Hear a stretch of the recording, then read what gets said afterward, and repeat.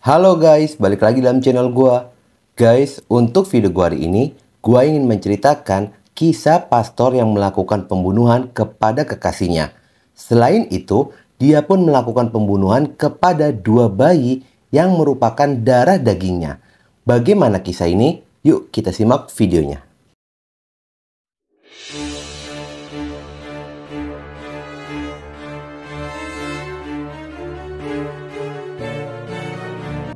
Kisah berawal pada tahun 1993. Terjadi perkenalan antara seorang pria bernama Herman Jumat Masan alias Herder dengan seorang wanita bernama Mary Grace alias Yovina Kredok Payong, yang dimana wanita ini memiliki darah Filipina. Mary Grace sendiri dikenal sebagai pribadi yang aktif dan periang. Sejak dari perkenalan itu, hubungan pertemanan mereka pun berlanjut hingga tahun 1995. Keduanya pun berkuliah di tempat yang sama, yakni STFK Ledalero. Sementara Herman sedang menjalani praktek pastoral.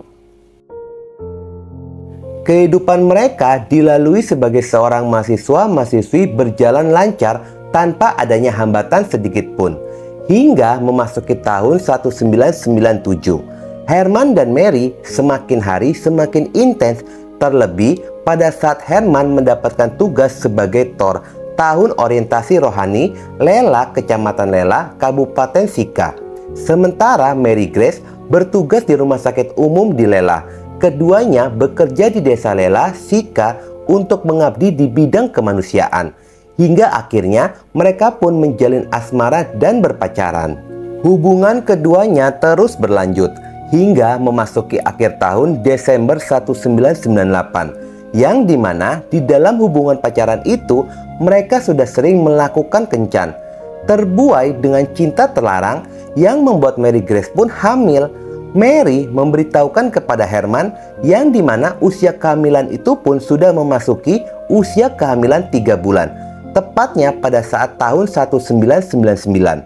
Herman pun yang mendapatkan kabar itu sangat terkejut dan meminta Mary merahasiakan kehamilannya itu. Menurut saksi yang bernama Simon Sogeola berusia 54 tahun pada saat itu, merupakan salah satu warga Adonara di Kupang. Kehamilan itu pun sempat diketahui dan Mary pun sempat dikeluarkan dari tempat kerjanya. Tetapi atas bantuan Herman, Mary kemudian diperkenankan bekerja sebagai relawan di rumah sakit tersebut dan tinggal di asrama yang berdekatan dengan tempat tinggal Herman bekerja. Herman pun meminta Mary untuk mengajukan cuti dari rumah sakit Lela. Setelah mendapatkan izin, keduanya pun tinggal bersama di kamar rumah TOR tempat Herman bekerja. Pada saat tinggal bersama, Mary tidak diperbolehkan untuk keluar kamar. Masih di tahun yang sama, tepatnya pada bulan Juni 1999, pada jam 19.00, Mary mengeluh perutnya merasa sakit seperti akan melahirkan. Herman pun sempat mengajaknya berjalan-jalan dan berkeliling kamar berharap dapat memudahkan persalinan, yang dimana Mary merasa lelah dan mengantuk. Mary pun sempat beristirahat beberapa saat hingga memasuki jam 23.00 malam harinya. Mary kembali merasakan sakit yang sangat luar biasa. Dengan posisi terlentang di lantai layaknya seperti orang melahirkan. Akhirnya Mary pun melahirkan anak pertamanya berjenis kelamin pria. Persalinan itu pun berjalan lancar disertai dengan suara tangisan bayi tersebut. Suara tangisan bayi itu pun membuat Herman merasa sangat panik dan khawatir kedengaran oleh orang yang berada di sebelah kamarnya. Spontan saja tangan Herman menutupi wajah bayi mungil yang tidak berdosa, yang membuatnya perlahan demi perlahan suara tangisan itu pun menghilang dan meninggal dunia. Setelah bayi itu tiada, Herman pun sempat memberikannya kepada Mary sambil mengatakan, "Bayi kita sudah meninggal dunia." Lalu Mary pun lebih memilih mengikhlaskan dengan mengatakan mau bilang apa lagi. Selanjutnya Herman pun membersihkan semua pasca kelahiran itu. Pada keesokan harinya sekitar jam 6 pagi, ketika para Frater TOR sedang melakukan kegiatan doa di kapela kompleks TOR, Herman mengambil cangkul lalu menggali tanah untuk menguburkannya. dengan ukuran panjang 50 cm, lebar 30 cm, dan kedalaman 40 cm, tepatnya di halaman depan kamarnya. Selanjutnya, di atas kuburan, Herman menanam satu buah pohon sebagai tanda dan kembali melakukan aktivitas seperti biasanya seolah tidak terjadi apa-apa. Sedangkan Mary Grace tetap berada di kamar tidurnya. Setelah 3 minggu, kesehatan Mary pun kembali pulih dan dia pun melanjutkan aktivitasnya seperti biasa sebagai tenaga pastoral care di rumah sakit Lela. Hubungan asmara keduanya pun terus berlanjut hingga pada Januari 2001, Mary dipindah kerja ke daerah Larantuka, yakni di Yayasan Papa Miskin milik Keuskupan Larantuka, yang membuat hubungan keduanya pun saling berjauhan dan mereka pun sering berkomunikasi via telepon.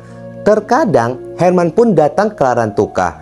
Diketahui Herman pernah mengajaknya pulang ke kampung halamannya yang berada di Adonara. Sepulangnya dari sana, mereka pun melepas rindu lalu berkencan. Dan setelahnya, Mary pun kembali lagi ke Larantuka, sementara Herman kembali ke Lela. Beberapa bulan berselang, tepatnya memasuki bulan November 2001, Mary menghubungi Herman. Sontak saja, Mary kembali membuat Herman sangat terkejut ketika mendapati kenyataan jika Mary Grace kembali hamil anak kedua dari hubungan terlarang tersebut. Dan lagi-lagi Herman meminta kekasihnya untuk merahasiakan kehamilannya itu, lalu menyuruh Mary untuk mengajukan resign baik-baik dari tempat kerjanya. Mary yang mendapatkan perintah itu pun, Mary pun segera mengajukan resign kepada pimpinan Yayasan Papa Miskin Keuskupan Larantuka dengan alasan akan pergi ke Kalimantan dalam rangka mengunjungi keluarganya. Dan alasan itu pun bersumber dari Herman. Keputusan resign itu akhirnya disetujui, tepatnya pada bulan Desember tahun 2001. Setelahnya, Mary pun segera menuju ke rumah Thor di mana tempat Herman bertempat tinggal.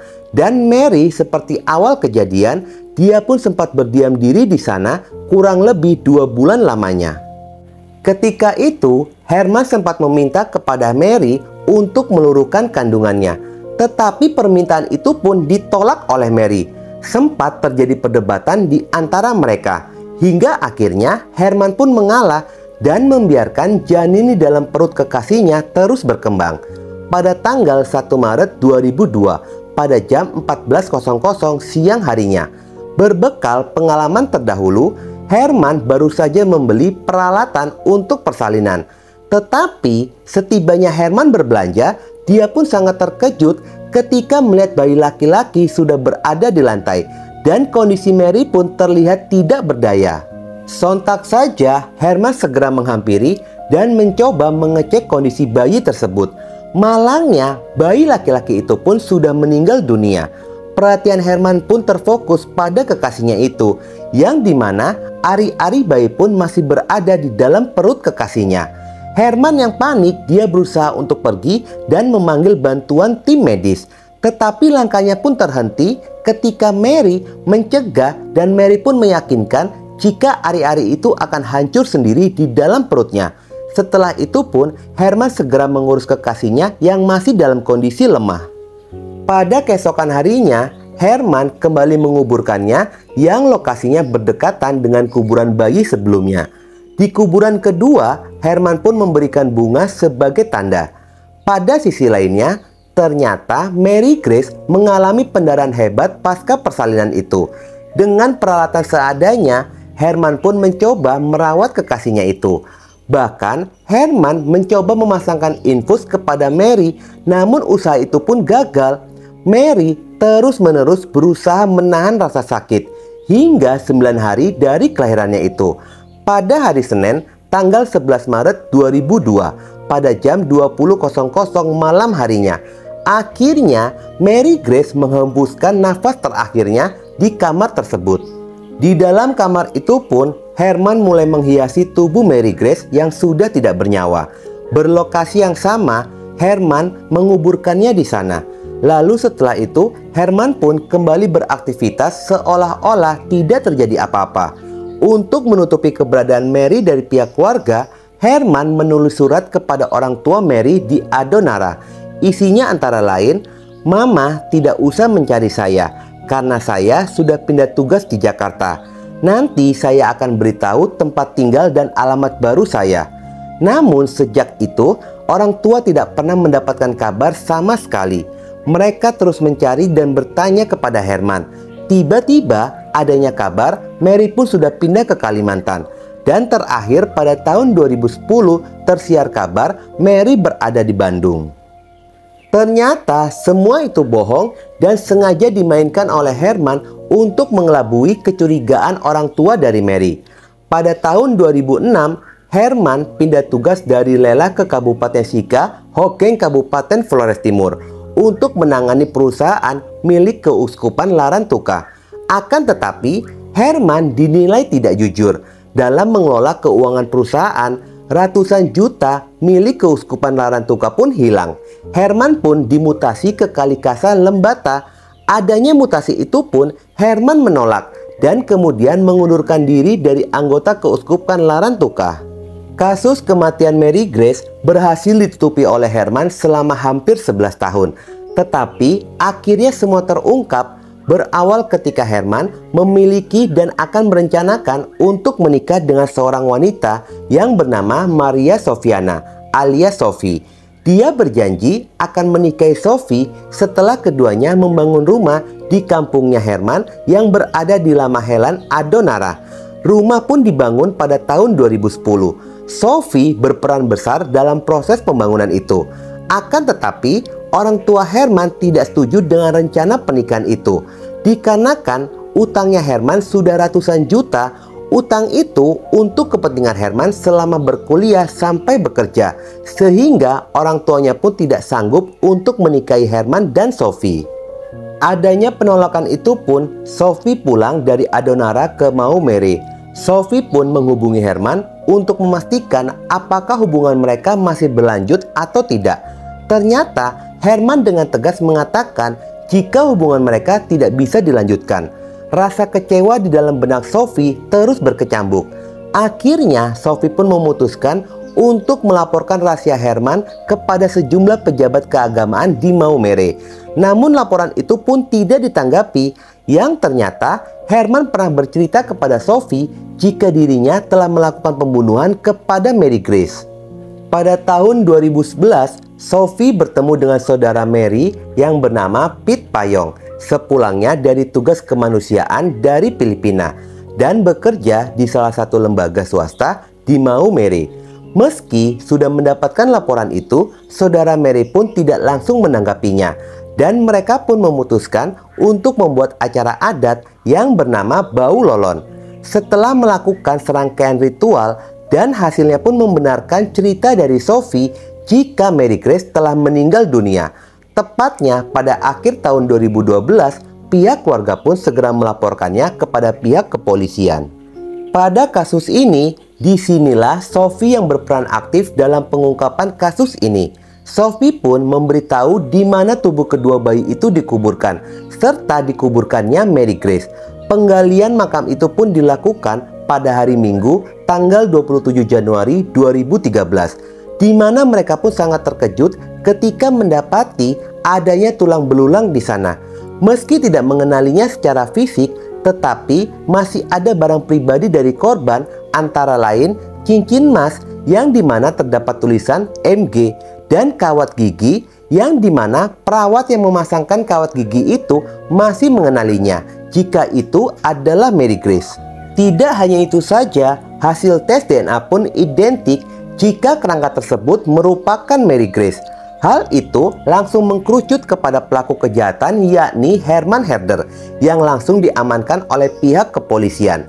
Di dalam penangkapan itu, Herman pun langsung mengakui perbuatannya. Meski Herman mengaku jika Mary dan bayinya meninggal dunia akibat pendarahan, tetapi pendapat pihak keluarga berbeda.